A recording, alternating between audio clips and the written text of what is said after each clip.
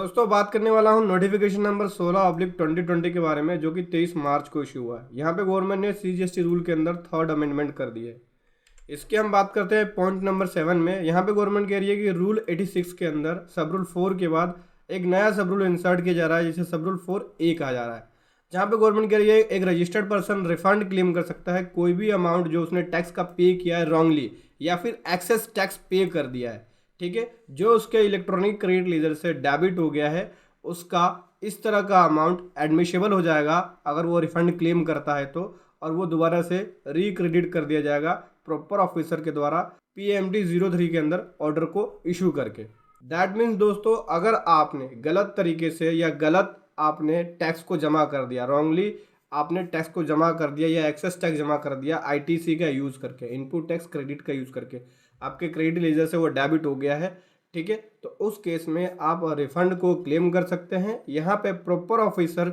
रिक्रेडिट कर देगा आपका जो ITC आपके क्रेडिट लेजर से डेबिट हुआ है PMT 03 के अंदर ऑर्डर को इशू करके। अगला हम बात करें यहीं पे 9th पॉइंट में देख सकते हैं रूल 9 अंदर एक यहाँ पे सब रूल 1 के बाद एक नया सब रूल इंसर्ट किया जा रहा है, सब रूल 1A। ठीक है, मतलब रूल 9 में सब रूल 1 के बाद 1A को इंसर्ट किया जा रहा है। सो दोस्तों यहाँ पे बात करूँ, गवर्नमेंट कह रही है कि जब आप एप्लीकेशन फाइल करेंगे रिफंड के लिए, जो अमाउंट आपने पे कर दिया है, किसको छोड़ के, other than zero rate supply, जो आपने टैक्स पे किया है उसको छोड़ के जीरो रेटेड सप्लाई के ऊपर या डीम्ड एक्सपोर्ट के ऊपर। देखो यहाँ पे हम जो रिफंड क्लेम करेंगे जो हमने टैक्स ऑलरेडी पे कर दिया है उसका, तो यहाँ पे जो एग्जामिनेशन होगा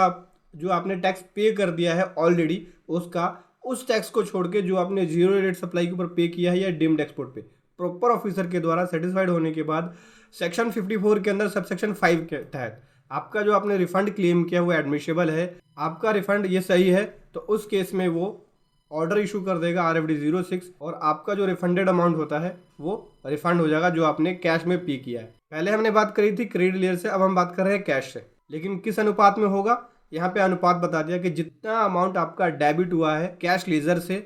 ठीक है, अगेंस्ट में जितनी आपकी डिस्चार्जिंग टैक्स लायबिलिटी थी, ठीक है, डिस्चार्जिंग जितनी आपकी टैक्स लायबिलिटी थी और जितना आपका डेबिट हुआ है उस रिलेवेंट पीरियड का, हो सकता है कि जितना आपने डिस्चार्जिंग लायबिलिटी थी उसमें से कुछ अमाउंट आपने कैश में पे किया हो और कुछ अमाउंट आपने क्रेडिट में पे किया हो,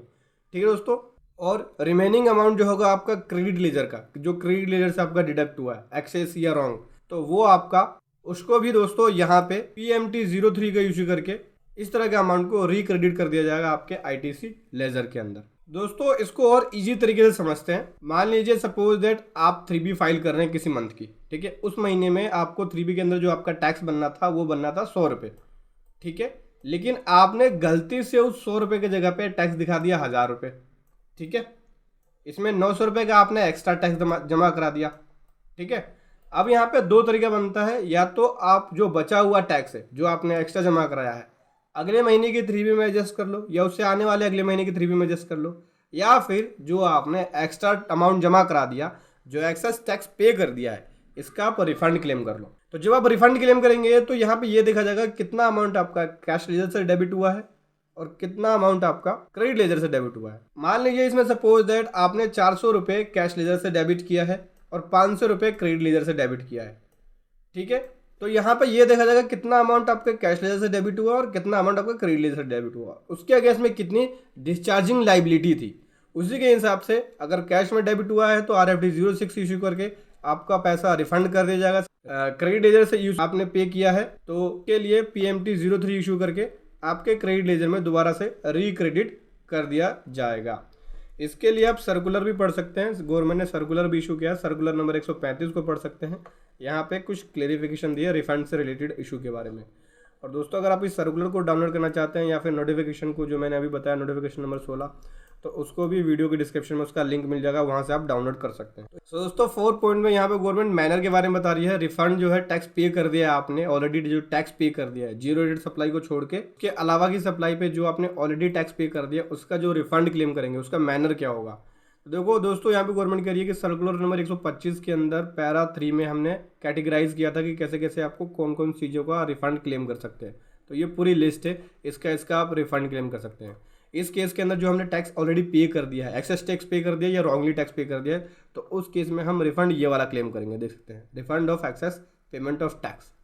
ठीक है, ये वाला आपको रिफंड सेलेक्ट करना है, ये वाली कैटेगरी सेलेक्ट करनी है। ठीक है, इसके हम बात करते हैं पॉइंट नंबर 4.4 के अंदर, जहाँ पे गवर्नमेंट क्लेरिफाई कर रही है। तो दोस्तों यहाँ पे गवर्नमेंट कह रही है, इसका कंबाइंड इफेक्ट बता रही है कि जो ऊपर बताया गया चेंजेस है, उस चेंजेस के हिसाब से जो आपने टैक्स पे कर दिया ऑलरेडी, उसका रिफंड कौन सी सप्लाई को छोड़ के, जीरो रेटेड सप्लाई को छोड़ के, other than zero rated supply या डीम्ड एक्सपोर्ट वाली जो सप्लाई है उसको छोड़ के, उसके अलावा जो आपका रिफंड है यहाँ पे, जो आपने ऑलरेडी टैक्स पे कर दिया है, वो एडमिशेबल है। कौन से प्रोपोर्शनेट में, जो ओरिजिनल मोड होगा आपका पेमेंट का उसके हिसाब से। ठीक है, रिफंड के केस के अंदर जहां पे आपका रिफंड जो आपने टैक्स पे कर दिया है, हो सकता है कि आपने टैक्स कैश लेजर का यूज करके पे किया हो या क्रेडिट लेजर का, तो दोनों केस में आपका रिफंड अलाउ है।